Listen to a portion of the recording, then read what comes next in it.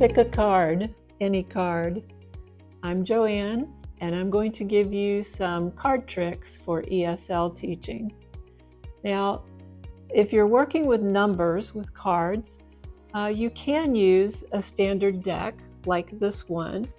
However, the disadvantage of a standard deck of cards is that you have an A instead of a 1, and you have no 0 at all.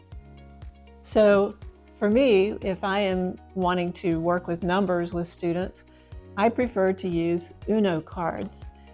With the Uno cards, you have all 10 digits available, and you also have bright colors, and so you can use it for reviewing or presenting the colors as well as the numbers. So one of the basic level things that you can do with Uno cards is, of course, to present the numbers. Now, fortunately, the vast majority of our students already know the Arabic numbers. That is to say, they know the quantity that is represented by the number, and most of them can write these numbers as well, but they don't know the English words for the numbers. So to present the numbers, you can use good old TPR, our total physical response. And you would want to have taught your students some command like point to or pick up in order to make a presentation with TPR. Remember that in total physical response, you want to start by demonstrating using a verbal cue and a physical cue. So I would start with something like, I'm pointing to the 0, I'm pointing to the 1, I'm pointing to the 2, I'm pointing to the 3, and then change it up a little bit. Then you ask the students to join you, point to the 0, point to the 2, point to the 3, point to the 1.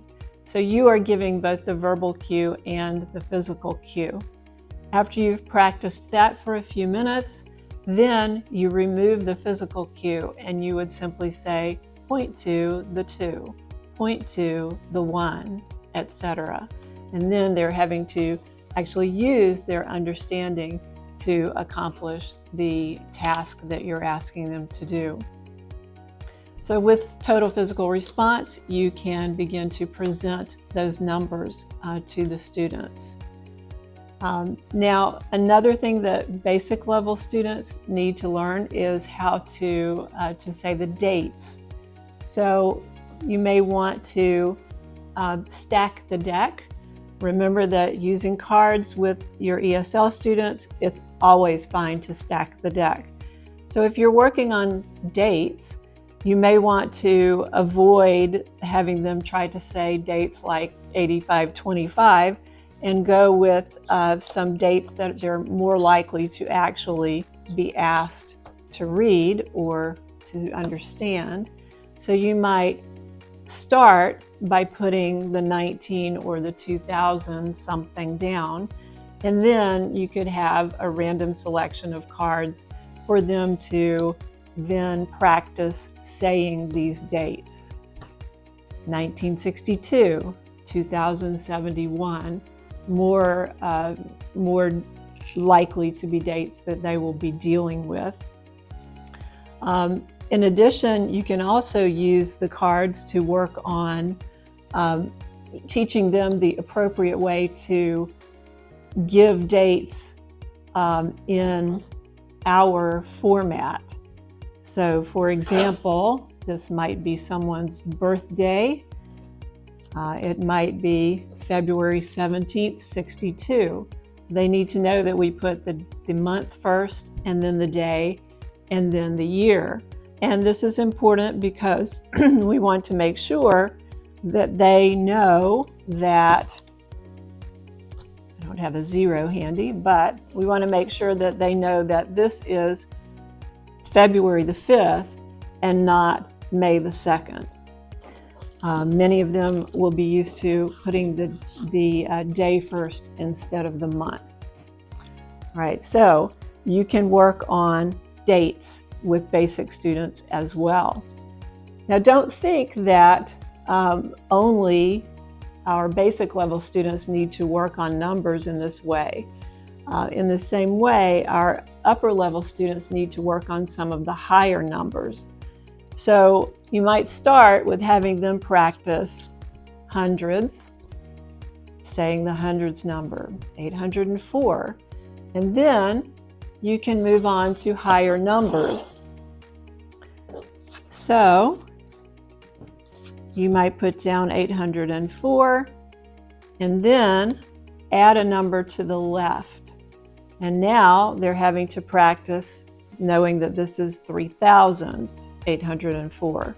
This also gives you an opportunity, if you use a piece of paper like this, to show them that this is where we put the comma. You can then, after they've practiced their thousands, you can add another number to the left, and now they're having to work on the 10,000s. Notice that the last 3 digits remain the same, so that this part gets easier and easier because they're the same for them as they continue. You can continue this up until you get to the size of the federal budget if you like, or you might want to stop a little before that. But this way, again, you get into the million, the 100,000s, the millions, up to billions, whatever you prefer. And that gives the even advanced level students practice with those larger numbers that are still difficult even after a lot of years studying English. Now, of course, another thing that you can do is to actually play the Uno game. If you do that, you might want to start by removing the specialty cards, unless your students are a little more advanced or are familiar with the game already.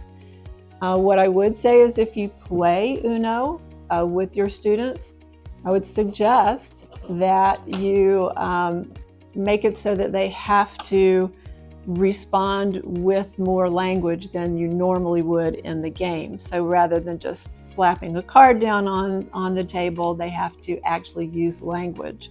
So when you start as the dealer, you might deal the cards, and when you start the play, you would say something like, I have a green card with a 1, or I have a 1 on a green card.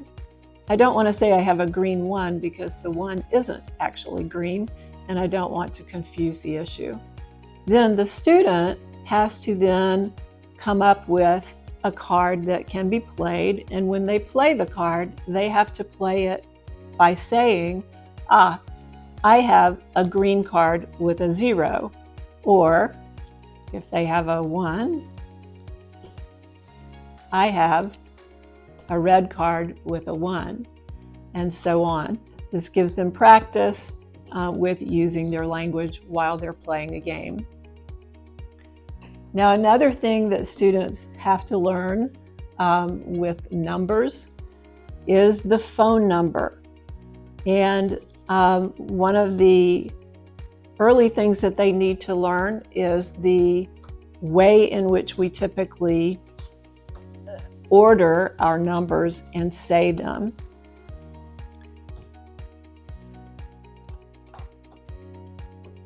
So, in the United States, we group our telephone numbers by the area code, the prefix, and the final 4 numbers. And when we speak a telephone number, we typically use rising intonation here, rising intonation here, falling intonation here. So if I read this phone number, I'm going to say 926-814-9683. Again, 926-814-9683. So you can practice that rhythm and intonation with students with your telephone numbers. And then, of course, you can switch it up, practice multiple numbers. The advantage of using the cards for this is that they're not having to use their personal information and lay out their own telephone number. A good thing to end with in a telephone lesson is to have a communicative activity. And in the communicative activity, you want to have students in pairs in which each student has some information that the other student doesn't have, and they have to use English to share information. So for this communicative activity, practicing phone numbers, you would have two students with some kind of barrier in between them. And it could be just an open notebook. And then each student would set out a phone number. You give them 10 cards. You would ask them to set the phone number out in the correct format, 3, 3, and 4. And you would have the same thing on the other side. The other student would set out their phone number.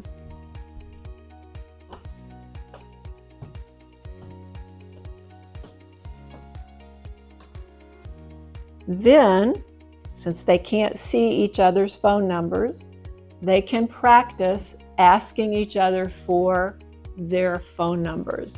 So student A will say, at a more basic or low intermediate level, "What's your phone number?" Or "May I have your phone number, please?" And student B will dictate the phone number that they have in front of them. Student A has to write down what student A hears from student B. Then they'll reverse the conversation. Student B will say, "What's your phone number?" Student A will dictate. And then once they've both written down what they've heard, you'll remove the barrier and they can check to see whether they actually wrote the number down correctly. You can do this several times by just mixing the cards up and having a different phone number. If you have a more advanced class, you can try something a little more complicated, working with voicemail. So you can have one student calling the other, and the other student has to answer as though they're a voicemail recording and say, "Please leave your number." And then the first student has to leave their number, and then the other student has to write down that number as well. So those are just a few ideas for you on how to use these colorful Uno cards in your ESL lessons or with an ESL in an ESL pair. And I hope that will give you a little bit of some creative and different ideas to use in your class.